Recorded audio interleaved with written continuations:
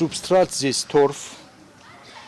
Для того, чтобы рассада не падала, стояла, вот опора для него специальная, палочка. Корневая система замечательная, она здоровая. Сами мы наблюдаем, что она опушенная, то есть волоски на ней там белые, здоровые и так далее.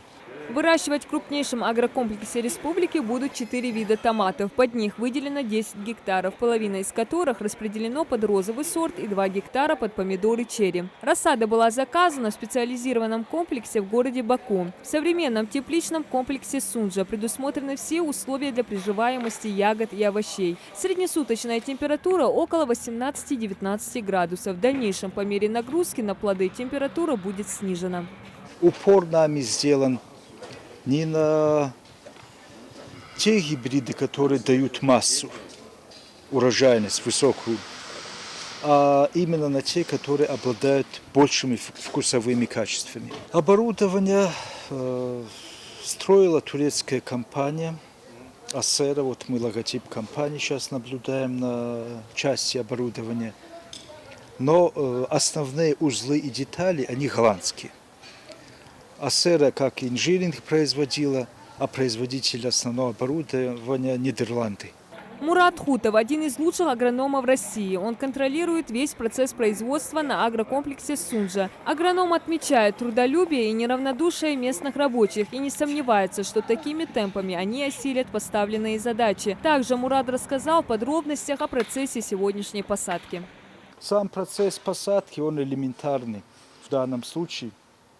Мы применяем в качестве субстрата волокно кокоса. Мы провели с ним соответствующую работу по подготовке, то есть промыли, напитали необходимым балансом элементов питания, и сейчас производится посадка.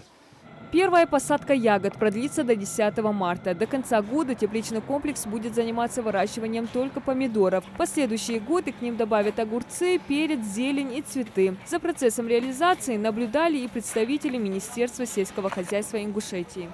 С этих 10 гектаров от 6 до 9 тысяч гектар овощей в год. А по запуску, по полному вводу мощности этого проекта мы примерно будем получать 35-40 тысяч тонн овощей своих, экологически чистых, выращенных на нашей территории нашими людьми.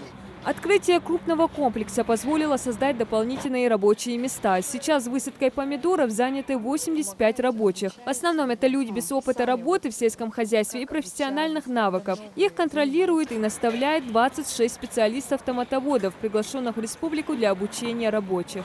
Для этого девочки раскрывают мат, ставят туда капсулу уже с готовой рассадой. И мы их учим, как правильно подвязать, как правильно ухаживать за растением. Затем, когда у нас растения вырастут, мы их будем сортировать, будем продукцию складывать, как правильно ее складывать. Девочки очень хорошие, послушные. Нам очень нравится с ними работать. Прям такие покладистые девчонки. Земля, да, опилки установилась, да. А ще помидор, да, издой очуга. А че хочу, да, хоть эргштос огнах. Харкапеницы же, хи ашдо, хи вовремя хи нах идет. Хосхетыш буй айбу. Валла, да, Аллах бок. Чуасо хенс акара масани бакхлон кури ажуас киш хабяка хакмаш цар издохсон.